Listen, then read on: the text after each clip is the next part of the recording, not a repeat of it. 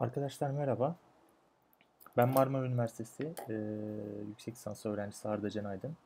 Bu videoyu hazırlama sebebim derleme yazımıyla ilgili yüksek lisans öğrencilerinin, doktor öğrencilerinin ya da lisans öğrencilerinin belli başlı tabularını yıkmak istemem. Şöyle ki genelde benim de karşılaştığım bir durum.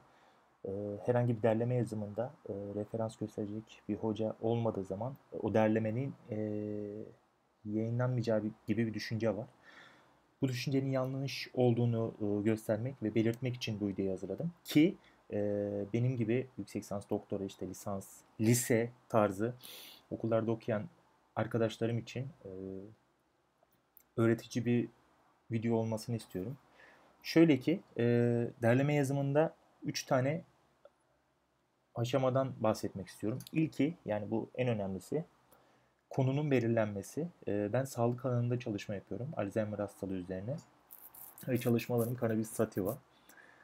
Bu lisanstan beri belirlediğim bir konuydu zaten. Yüksek lisansta da sıkıntı çekmedim bu yüzden. Ve yazdığım derlemeler genellikle Alzheimer hastalığı, işte Cannabis sativa ya bu tarz derlemeler oluyor. Dikkat edilmesi gereken ilk konu, konunun belirlenmesi.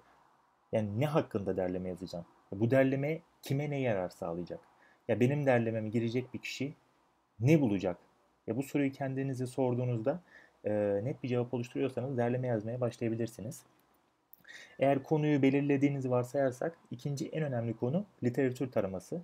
Literatür taraması bahsettiğim yani literatür taramasından bahsettiğim makale taramak.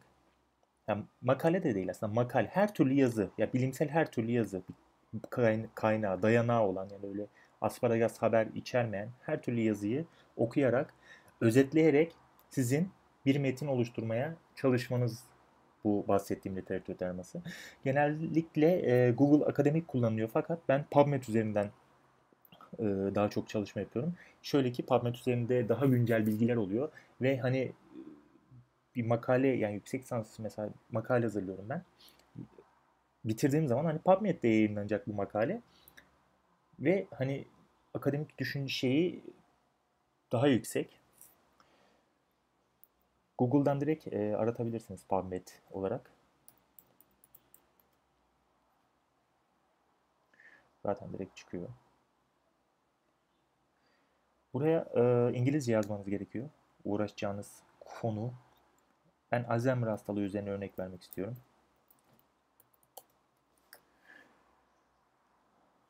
Burada dikkat edilmesi gereken ya birçok alternatif var. Bunları daha sonraki videolarımda işte PubMed'de nasıl araştırma yapılır.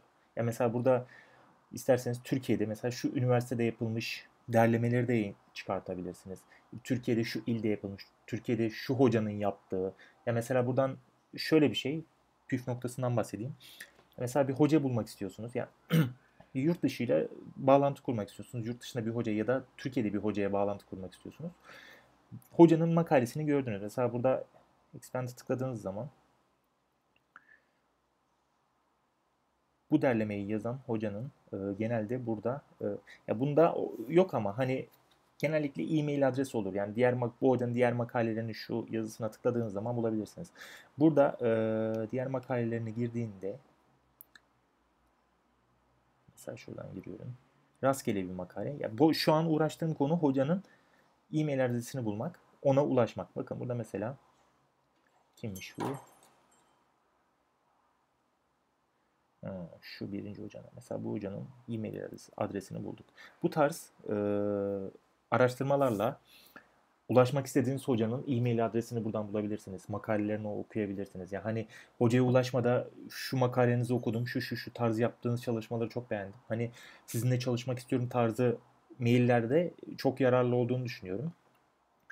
Tekrar konumuza geri dönecek olursak Alzheimer hastalığı üzerine.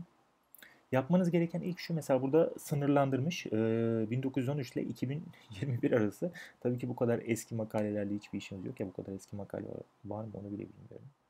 Bunu 2017 yaparsanız ya 2016 da olur aslında.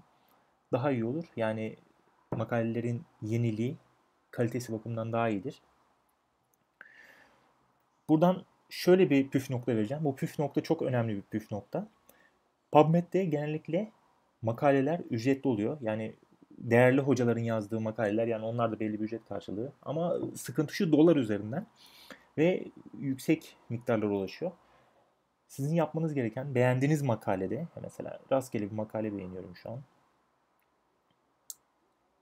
Bu makalede mesela bu makale bedavaymış. Bunda sıkıntı yok ama bedava değilse yapmanız gereken şu. Yine buradan bir Excel'imi açıp Saysup yazıp tekrar buraya geri dönüyorsunuz. Bakın burada DOI adresi var, tamam mı? Bu DOI adresi PubMed'deki bütün makalelerde geçerlidir.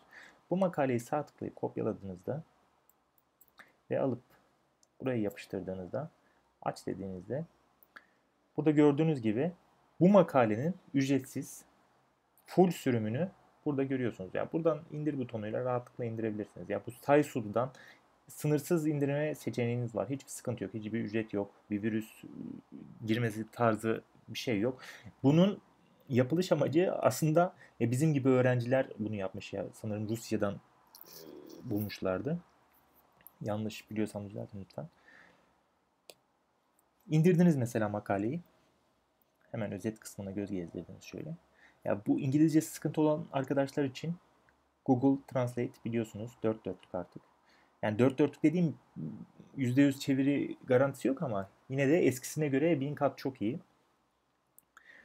Buradan mesela ilk cümleyi kopyalıyorum ve yapıştırıyorum. Baktınız, beğendiniz. Yani aklınıza yatan bir özet oldu. Bunu alıyorsunuz Word dosyasına, yapıştırıyorsunuz. Bu şekil. Ya burada bahsetmek istediğim 5 tane makale, 10 tane makaleden bahsetmiyorum. Ya o alandaki yani zaten 4 seneyle sınırlandırdık. Yani olabilecek bütün makaleleri incelerseniz, yani derlemeye yayınlandıktan 3 gün sonra farklı bir makale görüp keşke şunu da ekleseydim, bu yeni bilgiymiş demek sıkıntılı bir durum. Bu şekil birkaç tane, yani 10, 20, 30, 40 kaç tane indirebiliyorsunuz. Makaleyi indirin. Özet kısmından, işte sırf özet kısmı değil, giriş kısımları oluyor.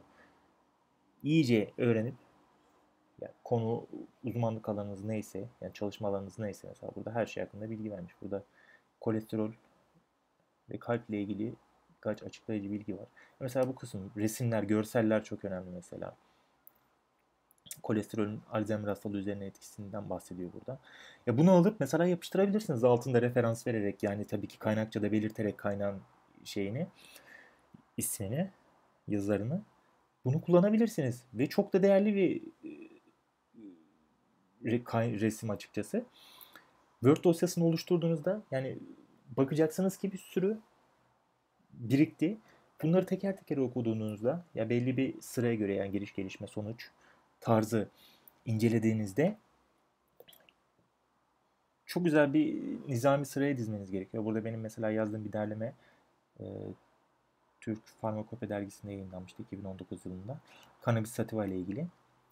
Ben bu derlemeyi yazmamdaki amaç Cannabis sativa ile ilgili, yani Cannabis sativa'dan bahsettiğim Hint keneviri Esra. Türkiye'de pek kapsamlı bir çalışma yoktu ama artık var. Ya burada güzel mesela özet, İngilizce, Türkçe, kapsamlı bir giriş. Buradan girişten bahsetmek istedim. Cannabis sativa'nın nerede yetiştiği, kimlerin kullandığı, nerelerde kullanıldığı, hangi hastalıklarda iyi, hangi reseptörleri hareket ettirdiği, nerelerden neyi yaptığı, işte bakın burada ağır depresyon, kanser, şizofreni, daha çok nörodejeneratif hastalıklarda kullanıldığı tarzı, işte gelecekte nereye evrileceği tarzı ve aldığım tüm verilerin isimlerini belirttiğim kaynakça. Bu tarz bir derleme yazarsanız ve şöyle bir şey var. Mesela Dergi Park, Türkiye Klinikleri, işte sayamadığım birçok dergi var. Yerli yabancı üniversitelerin dergileri. Buralarda genellikle derleme yayın kılavuzu var. Bu kılavuzlara bakarak, hani şöyle bir şey, resmen derlemenin taslağını size veriyorlar. Yani siz sadece içeriği yerleştiriyorsunuz. Ki korkulacak bir şey yok. Şöyle bir şey. Siz derlemeyi gönderdiğinizde derginin editörleri dergi üzerinde çok çalışma yapıyorlar.